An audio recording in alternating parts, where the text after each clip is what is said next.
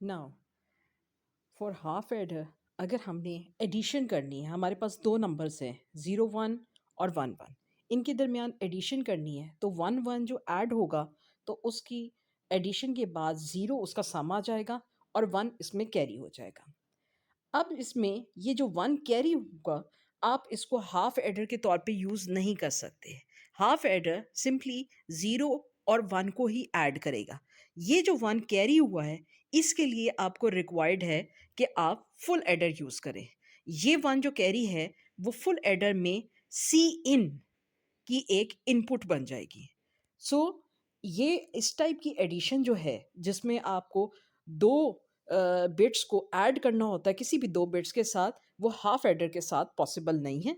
और अगर ये पॉसिबल नहीं है तो you required a full adder. अब ये सी इन वही एक कैरी की इनपुट है जो ए बी को ऐड करने के बाद आई है। सिमिलरली सम और सी आउट लास्ट की जो आपके सम और कैरी की आउटपुट्स हैं। अब इसको देख लेते हैं। ये पॉसिबल 8 कॉम्बिनेशंस हैं क्योंकि हमारे पास 3 बिट के इनपुट है, तो उनके 8 कॉम्बिनेशंस में आपको इनपुट मिलेगी। अब इन 8 कॉम्बिनेशंस में एडिशन किस तरह होगी कि ए पहले बी के साथ ऐड होगा और फिर उसके अंदर ऐड होगा सी इन। अब इसमें देख लेते हैं। सबसे पहले 0 0 का तो ऑब्वियसली 0 0 आएगा। अब जब 0 0 1 को हम कंसिडर करते हैं तो पहले आप ये देखें कि 0 0 ऐड हुआ, 0 उसके अंदर आया और प्लस इसके अंदर 1 हुआ, तो ये सम 1 और ये 0 आ गया। नेक्स्ट में 0 प्लस 1, इसका सम 1 हो गया। 1 के अंदर फिर अगेन 0 सी इन का ऐड होगा और ये आपके पास 1 और 0 बन जाएगा। नेक्स्ट इस केस में आप देख रहे हैं 0 के अंदर 1 ऐड हुआ और 1 उसका सम आ गया। इसके बाद 1 के अंदर 1 दोबारा ऐड हो रहा है, 0 उसका सम आ जाएगा और 1 इस केस में कैरी आ जाएगा। नेक्स्ट केस में देखें 1 के साथ 0 ऐड हो रहा है और ये 1 आपके पास सम आ जाएगा।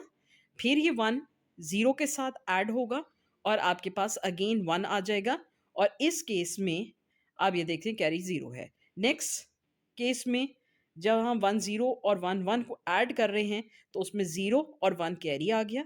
सिमिलरली जब नेक्स्ट आप देखती हैं तो 1 प्लस 1 इसमें 0 उसका सम आ गया और 1 कैरी हो गया और अगेन फिर 0 उस सम के साथ दूसरा जो सी इन है उसको ऐड करेंगे तो सम 0 ही रहा है, लेकिन ये जो सी इन आपके पास ए प्लस बी को ऐड करने से बना था वो सी आउट के तौर पे कैरी आ जाएगा। अब नेक्स्ट लास्ट वन को देखें जिसमें हमने 1 प्लस 1 करना है। 1 प्लस 1 के केस में आपका ये 0 सम आ जाएगा और 1 कैरी आ जाएगा। इसके अंदर 1 ऐड करेंगे तो सम भी 1 और कैरी भी आपका 1 आ गया। अब इस ट्रुथ टेबल को यूज़ करते हुए जहाँ जहाँ 1 है हम एसओपीज़ की फॉर्म में इसको कन्वर्ट करेंगे बूलियन एक्सप्रेशन में। सबसे पहले आप ये देख सकते हैं कि सम की हम एक्सप्रेशन बना लेंगे।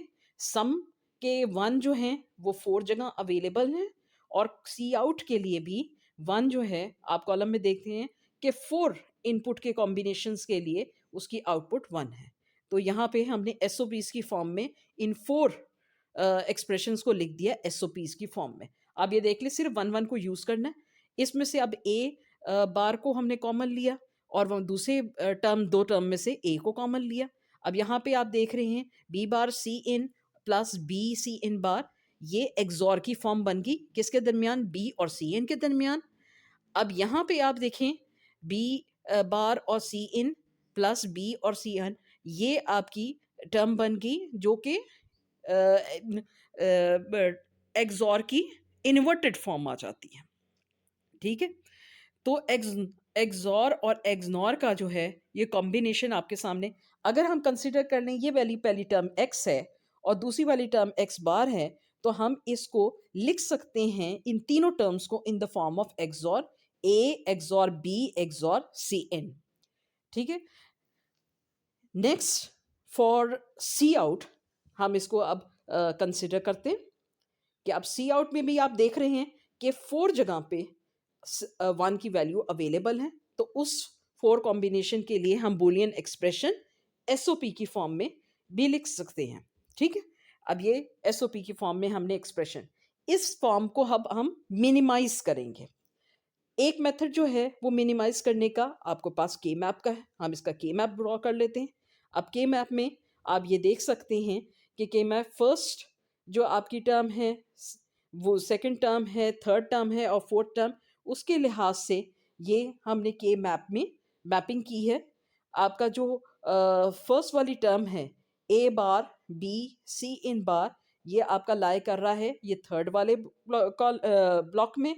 सेकंड वाला आपका लाई कर रहा है फिफ्थ में, सेवन्थ में और सिक्स में। ये आपकी अब आपकी ग्रुपिंग करनी है।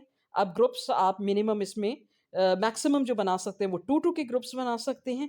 उन टू टू के ग्रुप्स को ग्रुप करने के बाद आप मिनिमाइज कर लेंगे।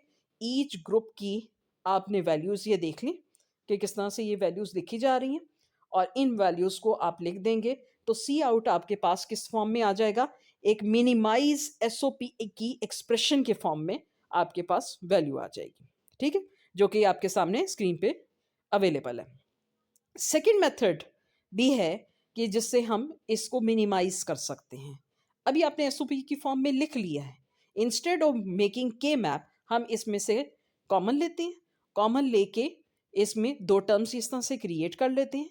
अब यहाँ पे ये जो दो टर्म्स आपकी क्रिएट होगी इसमें C in plus C in bar according to the rule A plus A bar जो है that is equal to one. तो इसका मतलब है ए बी जो है वो मल्टीप्लाई बाय वन हो रहा है, तो हम इसकी जगह इसको ए बी भी लिख सकते हैं। Secondly A bar B plus A B bar जो है वो एक्सॉर की फॉर्म में बन रहा है, तो ए एक्सॉर इसकी फॉर्म में आप इसको लिख सकते हैं। ये मिनिमाइज करने से आपका सर्किट जो बनेगा वो और ज़्यादा सिंप्लीफाइड फॉर्म में बनेगा, इंस्टेड ऑफ यूजिंग कि आप वो जो के मैप से आपको मिनिमाइज फॉर्म मिली है। ठीक है, अब इसको यूज़ करते हुए आपके पास दो ही एक्सप्रेशन आ गई, इन दोनों को आप यूज़ कर सकते हैं और आप अपने इक्विवेलेंट सर्किट को क्रिएट कर सकते हैं। अब ये बूलियन एक्सप्रेशन हम ये यहाँ लिख देते हैं। अब इसका हम ड्रॉ करते हैं इक्विवेलेंट सर्किट। सम का सिंपल है, आपको दो एक्सॉर के गेट्स बनाने हैं। एक एक्सॉर का गेट होगा जिसमें ए और बी आपकी इनपुट्स होंगी और उसकी आउटपुट को हम third as a first input डालेंगे फॉर द सेकेंड एक्सॉर और सी इनको सेकेंड इनपुट डालेंगे और आपके पास सम की वैल्यू आ जाएगी। ठीक है, ये आपका सम का इक्विवेलेंट सर्किट क्रिएट हो गया। लेकिन अब आपने क्रिएट किस क्या करना है, आपने सी आउट का क्रिएट करना है। अब सी आउट का किस तरह से क्रिएट करेंगे, आपके पास ए, अगर आप सेकंड टर्म को देखें, फर्स्ट टर्म को देखें तो इसके लिहाज से आपको तीन एंड गेट्स बनाने पड़ेंगे और फिर उनको एक और गेट में कन्वर्ट। अगर इंस्टेड ऑफ दिस जो आपने मिनिमाइज किया है by using the algebraic laws, उसको यूज करते हुए अगर करें तो आपका मोर सिंप्लीफाइड सर्किट बनेगा। तो आपको रिक्वायर्ड क्या होगा, ए एक्सॉर बी आपके पास एज एन आउटपुट अवेलेबल है ऑफ दिस फर्स्ट एग्जॉर्सर, उससे आप एक इनपुट लें और उसको सी इन के साथ अटैच करें तो आपका एक एंड गेट यहाँ पे बन जाएगा। और नेक्स्ट आप जो है ए बी के लिए ए और बी को एक एंड गेट में डालें और ये दोनों कन्वर्ट करके दोनों आप एज अ इनपुट टू और गेट दें और आपके पास ये सी आउट का वो आ जाएगा। So this is more simplified circuit as compare to the other जिसके अंदर तीन एंड गेट यूज हो रहे थे और एक आपका और गेट यूज है।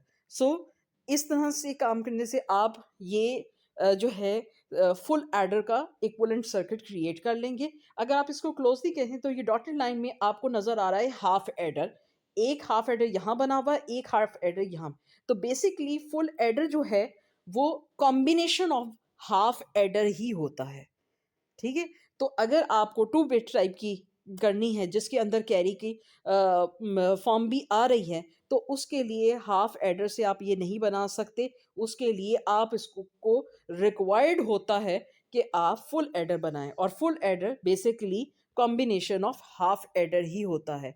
यहाँ पे हाफ एडर आपके सामने डिस्प्ले हो रहा है किस तरह की फॉर्म में, तो इस तरह से आप ये फुल एडर को क्रिएट कर सकते हैं। बेसिकली आप इसका अगर ब्लॉक डायग्राम बनाएं तो यहाँ पे आप देखिए हमने इसको सिंप्लीफाई कर दिया है कि ब्लॉक डायग्राम में सी आउट ए बी की फॉर्म में है और सम जो है अगर सेकंड हाफ एडर को इस तरह से कंबाइन कर दिया जाए, ठीक है, तो इसके कॉम्बिनेशन से अब ये फुल एडर को हम क्रिएट जो है कर सकते हैं। ठीक है, यहाँ पे सी आउट की जो है उसकी कंप्लीशन के लिए आपने दो हाफ एडर्स को यूज़ किया है, और इन दो हाफ एडर्स को यूज़ करके अब आपके सामने ये क्रिएट हो रहा है कंप्लीट फुल एडर का सर्किट। एट द एंड आपने ये सारी इनपुट एक और गेट को देनी है ताकि उसमें फुल एडर का सी आउट जो है आपके पास अवेलेबल हो सके। ठीक है, सो this is the complete block diagram of full adder circuit.